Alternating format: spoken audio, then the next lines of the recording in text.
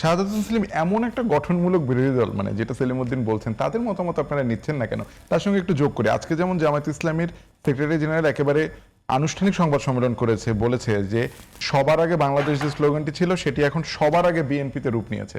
তার কারণ হিসেবে তিনি বলেছেন যে সবগুলো জায়গাতে বিএনপির দলীয় লোক নিয়োগ দেওয়া হচ্ছে, যিনি উনি বলছেন বিশেষ করে এই যেমন নির্বাচন কমিশন অতিরিক্ত সচিব পদে শামসুল আলমের নিয়োগের বিষয়ে একদম নির্দিষ্ট করে তার আপত্তি জানিয়েছেন। তো সাংবিধানিক প্রতিষ্ঠানে আসলে তিনি বিএনপির একটা সম্ভবত কোনো একটা কমিটিতেও ছিলেন, মানে এইগুলো কোনোভাবে এড়ানো যেত কিনা? দেখুন, সবার আগে বাংলাদেশ আর সবার আগে বিএনপি এটা সামর্থক শব্দ, এটা একে অপরের পরিপূরক, একে অপরের সাথে কোনো সাংঘর্ষিক নয়। আমরা সবার আগে বাংলাদেশ আর সবার আগে বিএনপি, আমরা এই স্লোগান নিয়ে তো জনগণের কাছে গিয়েছি, জনগণ আমাদেরকে ভোট দিয়েছে।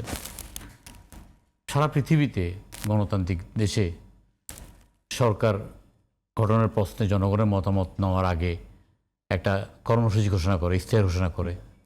সেই কর্মসূচির প্রতি যদি জনগণের সমর্থন থাকে তাহলে সেই কর্মসূচি বাস্তবায়নের দায়িত্ব ইমানি দায়িত্ব পড়ে সেই রাজনৈতিক দলের উপর, এবং সেই দায়িত্ব পালন করার জন্য, জনগণকে দেওয়া প্রতিশ্রুতি রক্ষা করার জন্য যাকে যেখানে প্রয়োজন সেখানে সরকার ব্যবহার করতে পারবেন।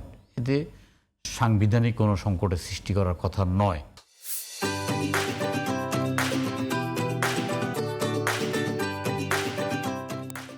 আমাদের কথা হলো যে আমরা মেধাভিত্তিক সমাজ কায়েম করতে চাই, মেধাভিত্তিক লোককে আমরা যোগ্য স্থানে নিয়োগ করতে চাই। এটা নতুন কিছু নয়, এটা ভারতে, আমেরিকা, ব্রিটেনে এইটা প্রচলিত আছে। যখন যে সরকার আসে তারা তাদের ফুল সেট আপ নিয়ে সরকার পরিচালনা করে, আর যখন সরকার চলে যায় সেই সরকার সাথে সাথে সবাইকে নিয়ে বিদায় হয়। যেমন বিগত ডক্টর ইউনূস সাহেবের সরকার, যেটাকে এখন জামাতে এনসিপি সরকার বলা হয়, সে সময় সমস্ত নিয়োগ পুরোপুরিটাই আপনার জামাত এবং এনসিপির নিয়ন্ত্রণে ছিল। আপনার এনসিপির স্কুল কলেজের ছেলেরা গিয়ে ডিসি নিয়োগ করতো, এসপি নিয়োগ করতো, তারপরে আপনার স্ট্যাম্পে সাইন করে টাকা আদান প্রদান করতো।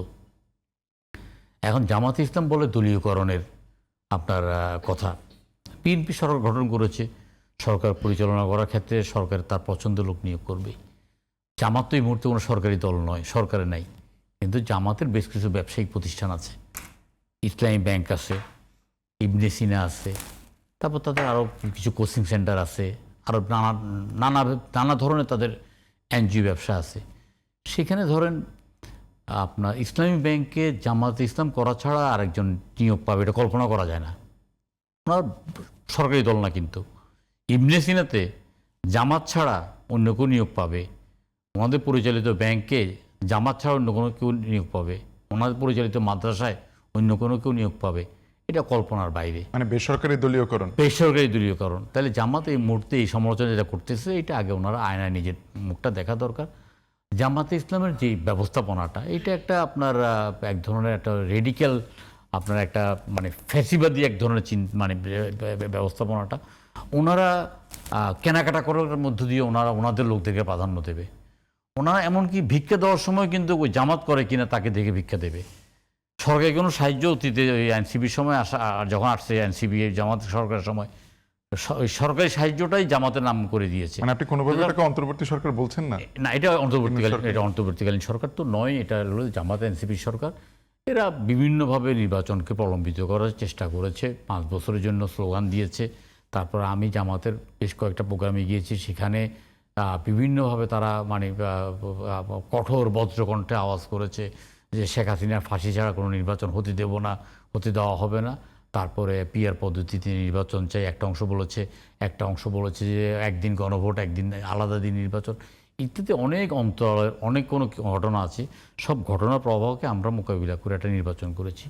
এখন একটা জিনিস বলতে পারেন, দেখেন আমাদের পথ চলা অনেক দিনের, সেটা 76-77-এর দিকে যখন জিয়াউর রহমানের আপনার রাজনীতি করার একটা সুযোগ দিয়েছে জামাতকে, সেই প্রেক্ষিতে জামাত রাজনীতির সুযোগ পেয়েছে। প্রথম ছুরিটা মারলো 86-এ, এর সাথে সাথে বিএনপিকে রাজপথে একা ফেলে রেখে নির্বাচনে চলে গেল। কেমন 91 সালে আমাদের মধ্যে একটা আন্ডারস্ট্যান্ডিং নির্বাচন হয়েছে। সেই আন্ডারস্ট্যান্ডিংয়ের নির্বাচনটা যদি আমরা 96-তে করতে পারতাম, আওয়ামী লীগের ফাঁদে পা না দিয়ে জামাত বিএনপি যদি সেদিন নির্বাচন করতে পারতো, বাংলাদেশের ইতিহাস থেকে অন্যরকম হতো। গত 17 বছরের এই কলঙ্কিত ইতিহাস হতো না। ওনাদের অনেক নেতাকে আপনার বিচারের নামে আপনার মৃত্যু মানে ইয়ে করতো না, মানে হত্যা করা হতো না, তারপরে দেশটা অনেক এগিয়ে যেত সব দিক দিয়ে। সেটা 96 সালে ওনারা করেন নাই।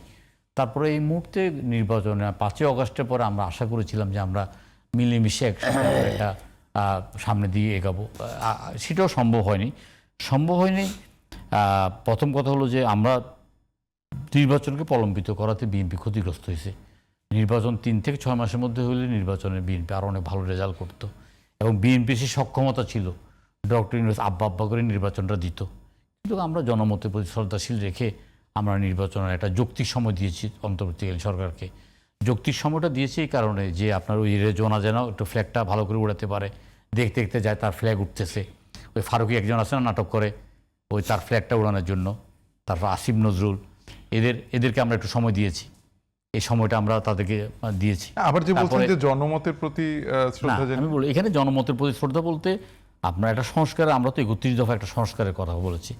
আমাদেরকে তত্ত্বাবধায়ক সরকার সুকৌশলে সংস্কারের আপনার ওই পররাষ্ট্র মন্ত্রণালয়ের একটা সেমিনার কক্ষে অথবা একটা ফরেন সার্ভিস একাডেমি কক্ষে বন্দি রেখে এখানে ডক্টর ইউনূসকে 5 বছরের জন্য দেখতে চাই, বিচার চাই, এই চাই সেই চাই বলে, স্থানীয় সরকার নির্বাচন চাই বলে আমাদেরকে সেখানে আটকে রাখার চেষ্টা করেছে।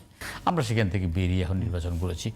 বিএনপি যেটা হয়েছে সেটা হলো যে বিএনপি বড় দল হিসাবে আপনার প্রার্থী বাছাইয়ের ক্ষেত্রে কোনো ক্ষেত্রে বিদ্রোহী প্রার্থীদেরকে সেভাবে দমন না করাতে 31টা আসন বিএনপি শুধুমাত্র প্রার্থী কারণে পরাজিত হয়েছে। তা নইলে বিএনপির আসন সংখ্যা আরও বাড়ত। জামাত একটা কমফোর্টেবল আসন নিয়ে আছেন, তারা বিরোধিতা করছেন, কথা বলছেন, ঘটনামূলক আলোচনা করছেন, আমরা স্বাগত জানাচ্ছি। আমরা এই সংসদে অসংখ্য নতুন এমপি, জামাতেরও নতুন এমপি, আমরা এখনও সংসদীয় গণতন্ত্র বুঝে কথা বলতে আমাদের সমস্যা হচ্ছে। আমরা চেষ্টা করছি, সরকারের ভালো কাজে সমর্থন জামাত থেকে আমরা চাই। কিন্তু আবার এই যে মাঠের মধ্যে যেসব বক্তব্য দেওয়া হচ্ছে, যেগুলো ওবায়দুল কাদের বলতো 1 রাতে 50 লাখ মারা যাবে, 50,000 মারা যাবে বঙ্গোপসাগরে, এখন বলা হচ্ছে মানে আপনার কাপড় নিয়ে যেতে পারবে না, তারপর করতে পারবে না। এগুলো কিন্তু আবার রাজনীতিতে এখন একটা অশ্লীল বাক্য, অশালীন আচরণের একটা যে প্রতিযোগিতা, সেখান থেকে আমাদেরকে বেরিয়ে আসতে হবে। আমরা রাজনীতিটাকে শালীনতার জায়গায় আনতে হবে। আমরা যদি সুশাসন চাই, সুশাসনের সুবচনটা আমাদেরকে